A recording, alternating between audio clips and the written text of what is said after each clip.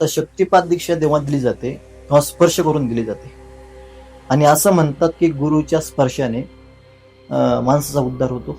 आता तसं बघायला गेलं तर गुरु परीस आहे. लोखंड आणि परीस.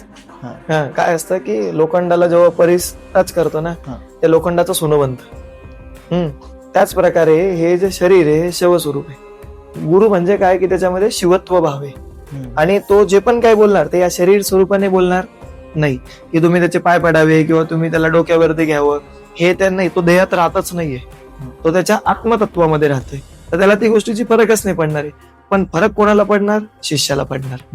ठीक आहे. मग होतं काय की गुरुचा स्पर्श किंवा गुरुचं सानिध्य हे ऑटोमॅटिकली शिष्याला बदलत राहतं. पण त्यासाठी परत एक सांगेल की गुरुदीक्षा ही गरजेची आहेच. गुरुदीक्षा जोपर्यंत तुम्ही घेत नाही, जो पण गुरु करणार त्याच्याकडनं गुरुदीक्षा म्हणजे काय?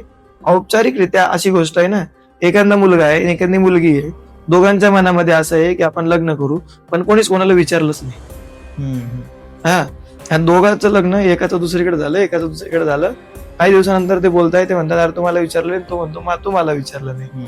हा, तर ती गोष्ट असून मनात असून पण रियालिटी होईल का? नाही. त्याच प्रकारे गुरुच्या मनात असून पण उपयोग नाही आणि शिष्याच्या मनात असून पण उपयोग नाही. दोघांचा सहयोग घडला पाहिजे. त्याच वेळेस गुरु समोर शिष्याची परमिशन जर असेल, तयार असेल, तरच त्याला ती दीक्षा देऊ शकतो.